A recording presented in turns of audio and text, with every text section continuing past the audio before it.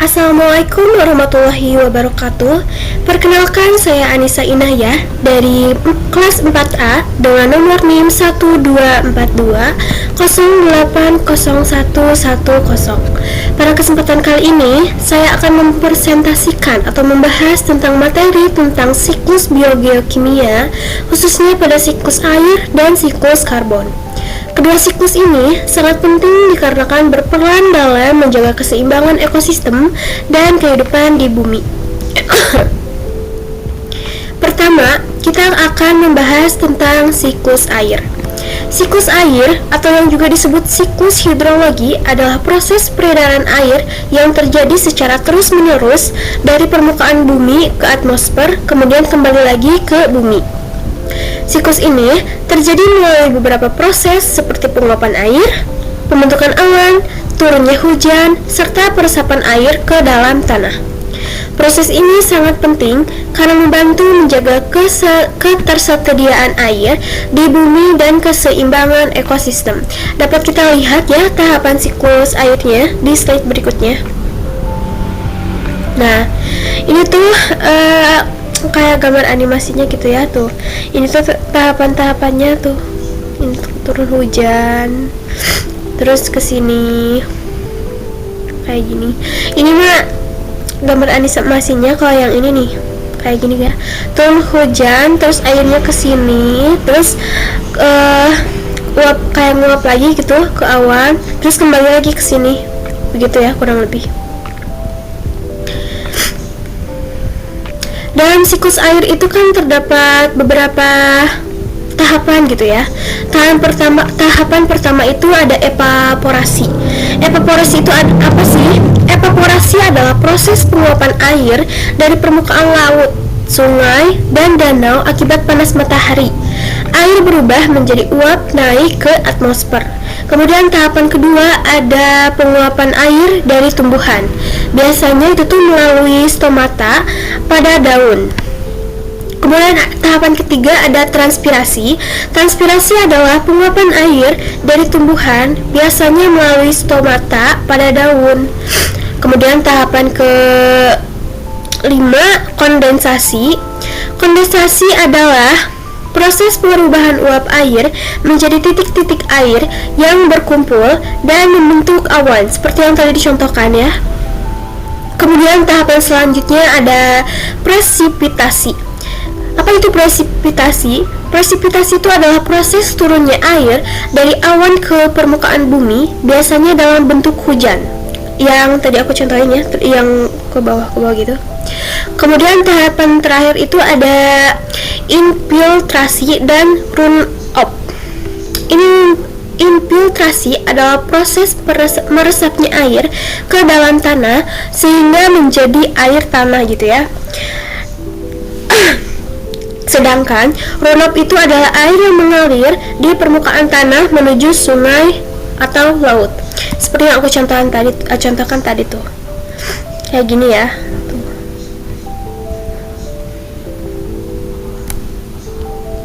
Kemudian ada peran komponen dan pengaruh aktivitasnya gitu ya.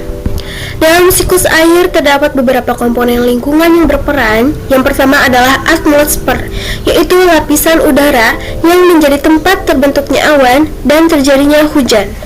Yang kedua ada hidrosfer, di mana semua sumber air di bumi seperti laut, sungai, dan danau. Yang ketiga ada litosfer, yaitu lapisan tanah atau batuan yang berperan dalam menyimpan air tanah melalui proses infiltrasi. Kemudian yang keempat ada biosfer. Biosfer itu makhluk hidup seperti tumbuhan yang membantu proses transpirasi. Namun, siklus air juga dapat dipengaruhi oleh aktivitas manusia seperti penebangan hutan, pembangunan kota atau urbanisasi, pembuangan limbah ke sungai, serta penggunaan air tanah yang berlebihan. Kemudian kita ke dampak dan solusinya. Nah, dapat kita lihat ya di sini tuh ada dampaknya seperti banjir, kekeringan, pencemaran air, dan kerusakan ekosistem air gitu ya. Dan Dan solusinya itu ada reboisasi, pengolahan limbah, hemat, dan pembuatan air resapan.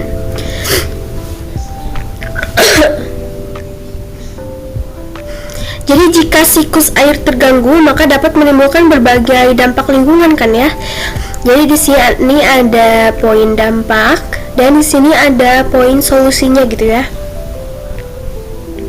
Kemudian kita lanjut ke siklus karbon.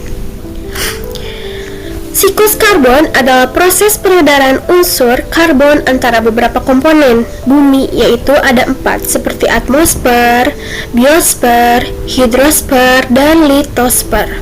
Karbon dapat berpindah melalui beberapa proses seperti fotosintesis, respirasi, dekomposisi, serta pembakaran bahan bakar fosil.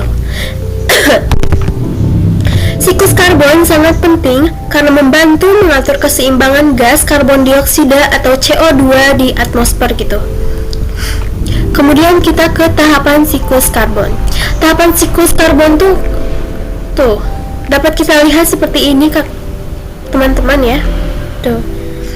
Sama halnya kayak tadi tuh, hujan turun ke hutan terus ke tanah, terus kayak gini tuh.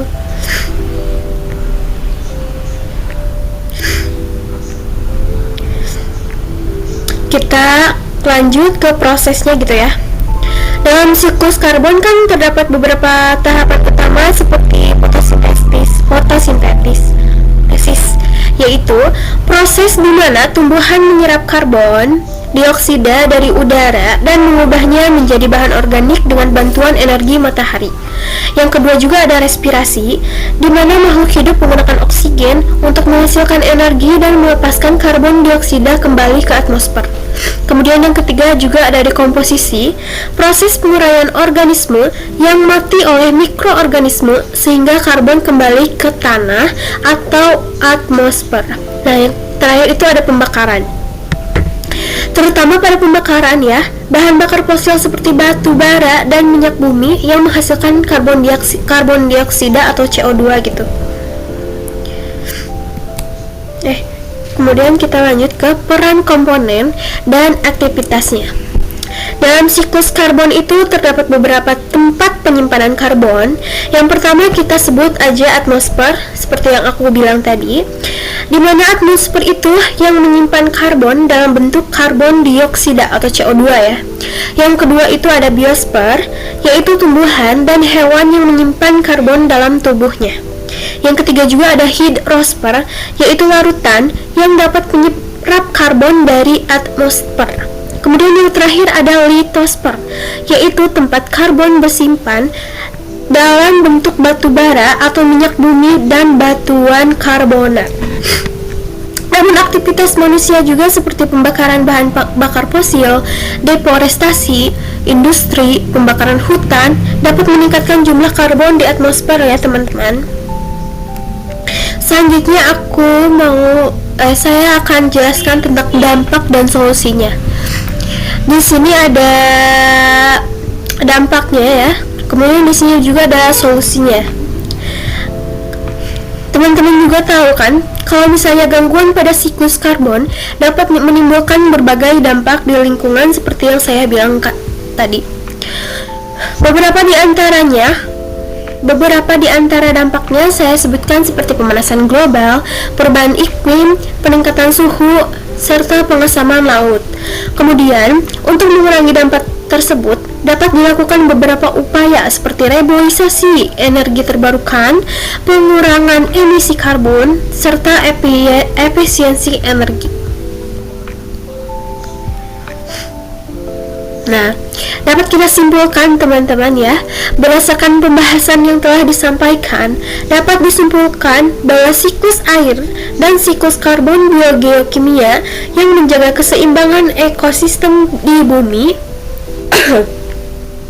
Kedua siklus ini melibatkan interaksi antara atmosfer, hidrosfer, litosfer, dan biosfer yang berlangsung secara terus-menerus teman-teman ya.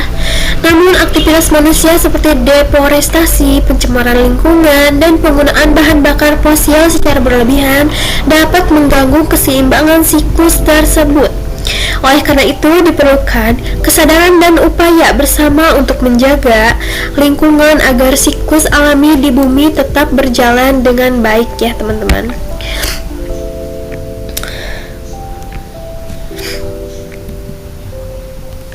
Ya, sekian dari presentasi yang saya bisa jelaskan. Mohon maaf bila mana ada kurangnya atau masih banyak kurangnya. Terima kasih teman-teman telah menyempatkan sudah menonton. Sekian dari saya. Wassalamualaikum warahmatullahi wabarakatuh.